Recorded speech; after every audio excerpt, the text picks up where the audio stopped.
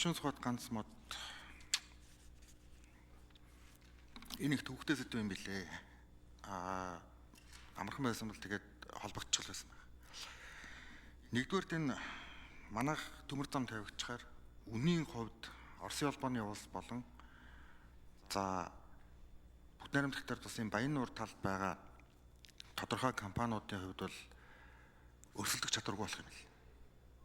Нөгөөр нь их овроор зөөгöd хэлэхлээр. За сая бид нар очиод хил гарч бас тэр компаниудтай уулзсан. Энэ дээр одоо айл ал намын хүмүүс байсан. За нэгдүгээр тийм шалтгаан байна. За хоёрдугаарт энийг бид нар болгочноо. 10 жилийн өмнөх тэр гэрээгээ одоо бидний хувьд бол хэвээр нь хатгалаад ингэж хийгээд явнаа. Бид нар бол одоо төр засаг болон одоо улс төрд лобби хийж чадна гэдэг манай дотоодын компани юм групп нэгдэл байгаа. MMC.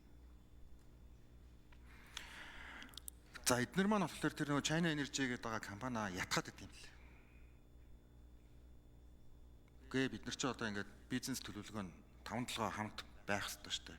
Жижиг 5-7 хамт байх хэрэгтэй. Тэгээд хоёр улсын засгийн газар шууд ингээд хоорондоо холбогдоод наадагч нь бол нэг тийм бүтэл муутай. За энэ ингээд нэг тийм их шиг байна. За дээрэс нь яг одоо автомашины бизнес эрхэлж байгаа бас манай улс төрчид байна.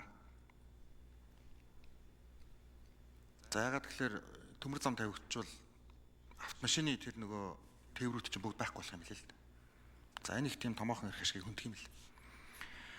За ингээд энэ гурван эрх ашиг хөндөгдсөн зүйлийг сая бид нар 90% баталсан. За ингээд харьбинд очиход ч одоо энд асуудлууд болсон. За сая ч бас асуудлууд боллоо. За сая бас гашуун сухатаар очиод ирэхэд бас нэг асуудлууд боллоо. Тэгээд энийг бол би бол зохион байгуулалтаа л гэж үзэж байгаа. Зохион байгуулалтаа л гэж үзэж байгаа. Харин нэгэнтээ байгуулсан парламентын гэрээ Монголын одоо Монгол улсын хувьд бол өстой Монголын хандгаж заалах хэрэгтэй. Энээсээ бид нар буцвал өстой шал утгагүй байдалд орно. Чин 15 жил бараг 20 жил гаццсан. Тэгээд Монгол улсын парламент ирэх өгөөд нэг удаа хийчээд 10 жилийн өмнө тэгээд дахиад буцсан юм зүйл шүү дээ. Тэгэхээр одоо энийг бол ингээд бүгд найрамдах дээр тусын тал бол их анхааралтай ажиглаж байгаа. Маш их санаа зовж байгаа. Тийм учраас энэ бол одоо ингээд доктортой байх тал дээр бол парламент одоо бас баталгаа өгөх нь бол зүйтэй байна.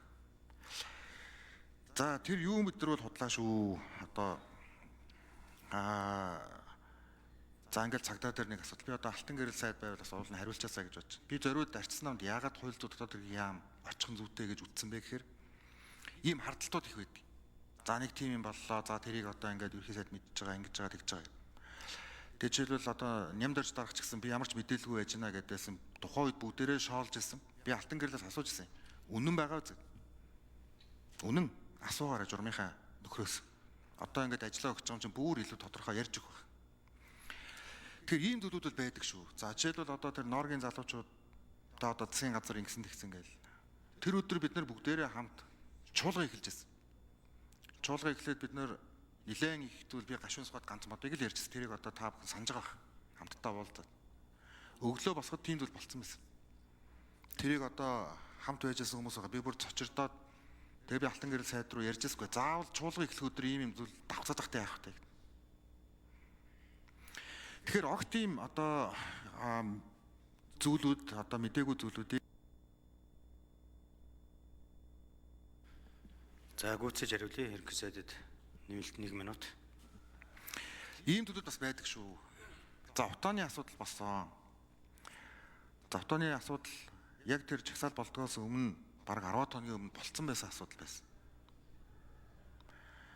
Гэх мэтчлийн ийм асуудлууд бол байна. Тийм учраас цаашаа бас одоо цаашдаа Монголын төр илүү дархлаатай хоёр том гүрний дунд байгаа одоо Монголын ардчил илүү одоо бас тийм дархлаатай байхын тулд асуудалд одоо их хурлын гишүүд маань илүү тийм мэдээлэлтэй байх нь л зүйтэй гэж би бодож байна. Би одоо өнөөдөр бас энэ асуудлыг яриад олон талаас нь ярьдаг ийм эргэлзээтэй зүйлүүд байгаа бол бүх зүйлийг надаас асуу гэж хэлээд байгаа юм тэр. Асуучих. Тэгээ би хариулъя.